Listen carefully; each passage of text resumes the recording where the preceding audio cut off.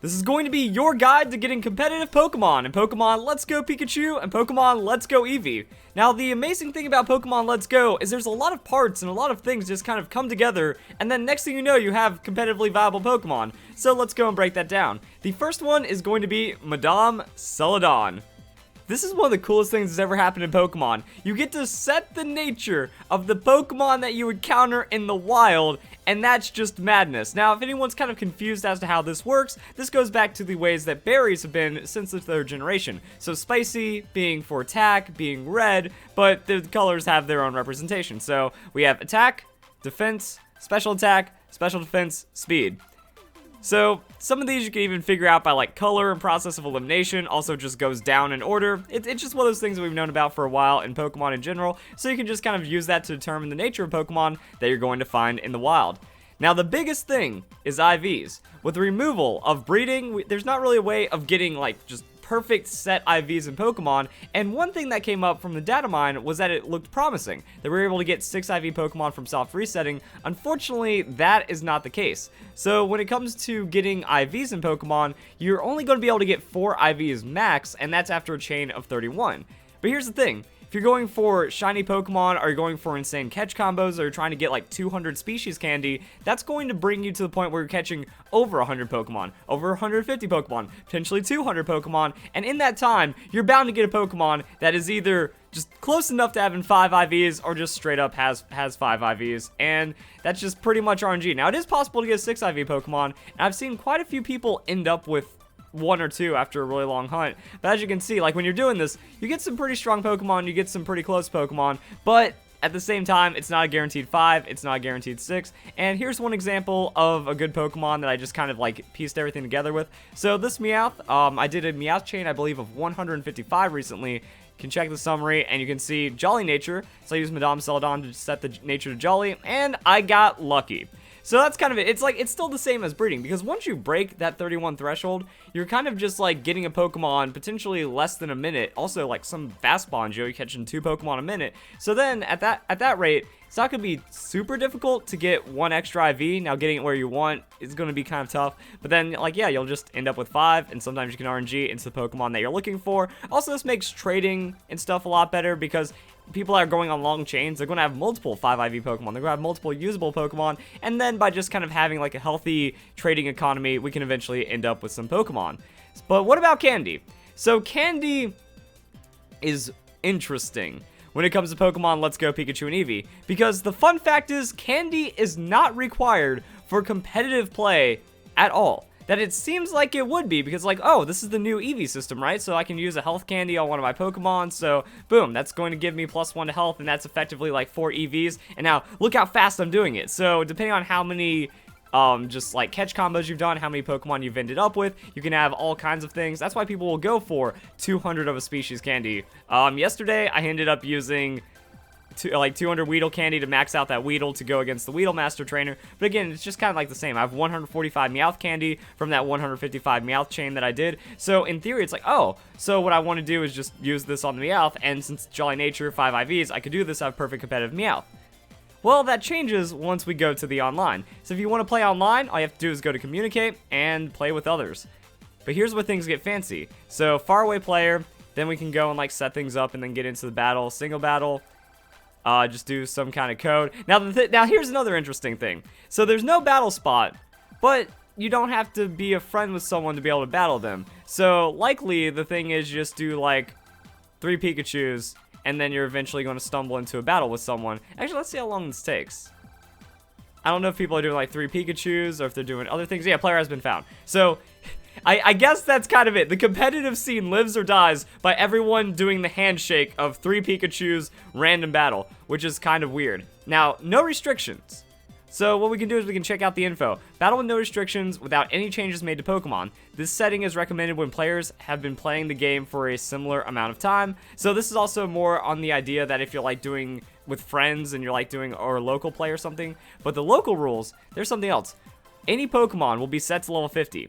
Any stats that players raise by training their Pokemon will also be set to equal. So that means there's no AVs, no candies, nothing involved, so no EVs, which means competitive play is going to be your IVs and your natures, and that's it. Same recommended where players have been playing for different amounts of time.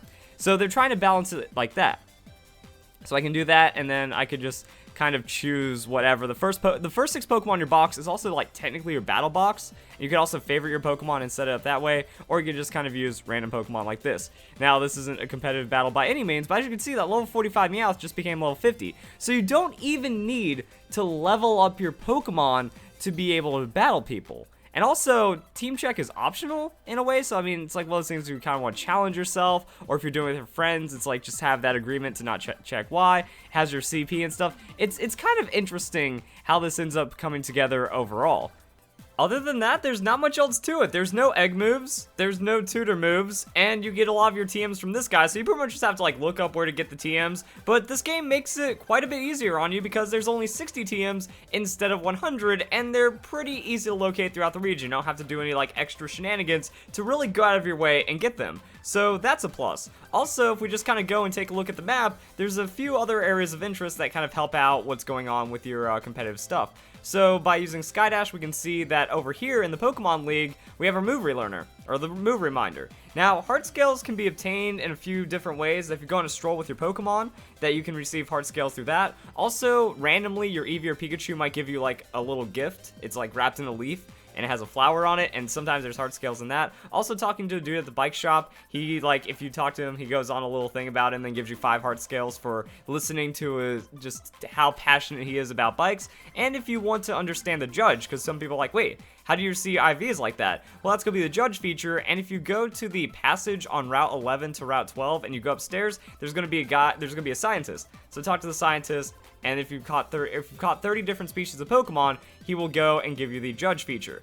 Other than that, your Eevee, your partner Pokemon are just like straight up competitive depending on what nature you have. So as we can see right here, your starter Pokemon is given to you with just straight up 6 IVs. So Pikachu, Eevee, always going to be that way. If you soft reset for nature, then that means you just get the moveset and you throw it out there, and that's all there is to it. Like, that's really it. You don't have to level it. It's so strange, because I feel weird without the EVs. I don't know what that's going to do to competitive. It's not immediately a bad thing just yet. We just don't know where it's going to go. Like, if that's going to make it more stagnant, or if it just, like, with the way the format's reduced, if that's not going to be too much of a problem.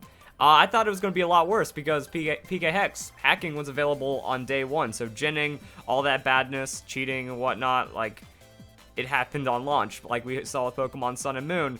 So with the way these features are, it makes them not as impactful. It's still cheating, it's still a massive advantage, but it's not as big. It doesn't feel as bad. Really, the biggest problem is going for that 5 IV Pokemon, which, if you're just having fun, I think that's like another weird thing about like the competitive aspect of this game, is that it's offset by fun. You're just having fun playing this game, and then you can turn around and be like, oh, I have a 5 IV Charmander. Just turn that thing into a Charizard, use the move relearner. The move relearner lets you learn moves beyond your level. So it's the entire Pokemon's learn set right there. So you don't even have to like level it up to get to a specific spot, get the TM that you're looking for, and then you have a team. And it seemed like it was going to be terrible, because there's a lot of rare Pokemon, there's a lot of legendary Pokemon. It's hard to get all those candies and then max out those Pokemon, so it'd be pretty much like if this system didn't exist where there were no EVs, there was no candies or anything, then you'd just be getting slapped around by like hacked legendaries and stuff all day long, or like hacked Pokemon that are difficult to get all the candies for, but that isn't the case. So I really like it.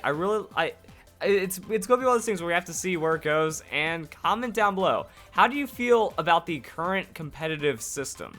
Because I've just been kind of like giving my little ramble about it. It's so strange because like it's weird that the Pokemon are all automatically upped to level 50. You don't have to do any EVs, so I could just run into the grass, and if in theory, if this Doduo right here, say I'm on a chain and it's like in that 4 IV range, I just get the 5th IV, or maybe the last IV doesn't even matter. Like it's on, what the? Okay, so my Joy-Con is not behaving today.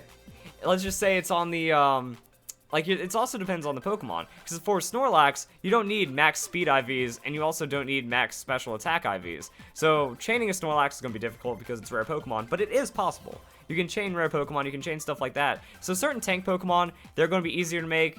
You can live with certain 4 IV Pokemon. If you get a fantastic in like defense or something, it's not really going to make too much of a difference, especially since like we don't have the EVs scaling anything beyond. So you just kind of like stat check your Pokemon, and see how it goes. And then you can build your team and you can choose your moveset and make a strategy. So hope you guys enjoyed the video. Hope you all have a nice day. Thank you very much for watching.